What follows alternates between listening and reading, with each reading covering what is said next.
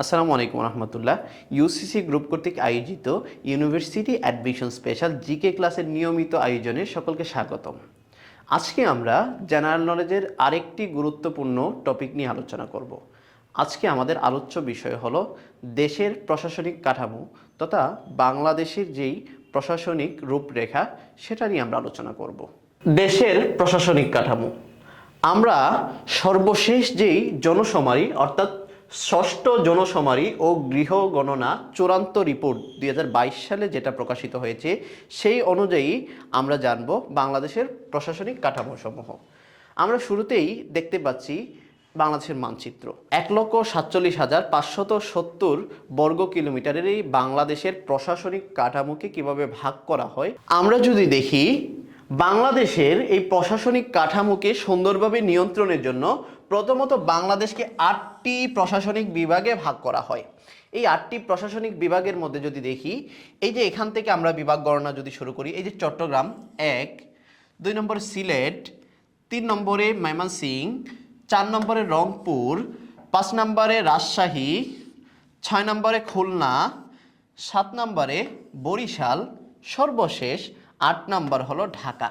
এই 8টা প্রশাসনিক বিভাগে বাংলাদেশকে ভাগ করা হয়। এই 8টি বিভাগকে আরো সুশৃঙ্খলভাবে শাসন করার জন্য প্রশাসনিক আরো 64 জেলায় ভাগ করা হয়। আমরা যদি দেখি এখানে টোটাল যে এই 8টা বিভাগের মধ্যে টোটাল 64টা জেলা রয়েছে।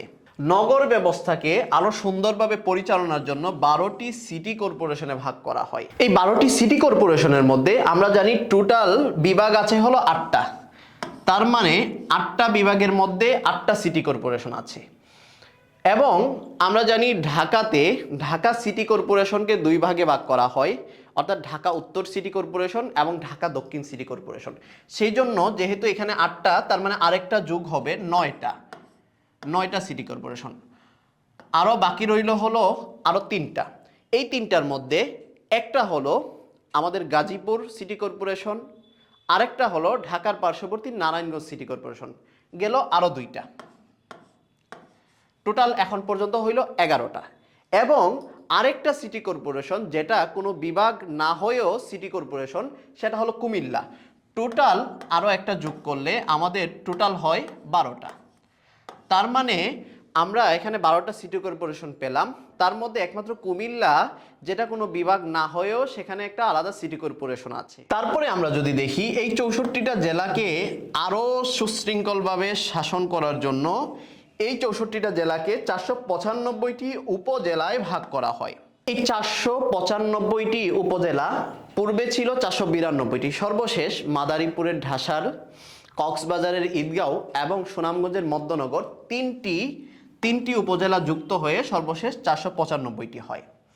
এই বাংলাদেশের মধ্যে টোটাল মেট্রো থানা রয়েছে 105টি থানা।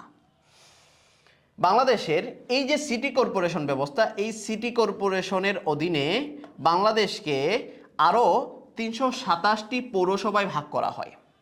তাহলে বাংলাদেশের মোট পৌরসভার সংখ্যা হলো 327টি। স্থানীয় সরকার ব্যবস্থাকে সুন্দরভাবে পরিচালনার জন্য বা টোটাল বাংলাদেশকে 4,596টি ইউনিয়নে ভাগ করা হয়। পুরো বাংলাদেশের ভূমির হিসাবের জন্য বাংলাদেশকে 58,846টি মৌজায় ভাগ করা হয়। তাহলে আমরা দেখলাম বাংলাদেশের টোটাল বিভাগ আছে 8টি, টোটাল জেলা 64টি, সিটি কর্পোরেশন 12টি, উপজেলা 495টি, মেট্রো থানা 105টি, পৌরসভা 327টি, ইউনিয়ন 4,596টি এবং মৌজা 58,846টি।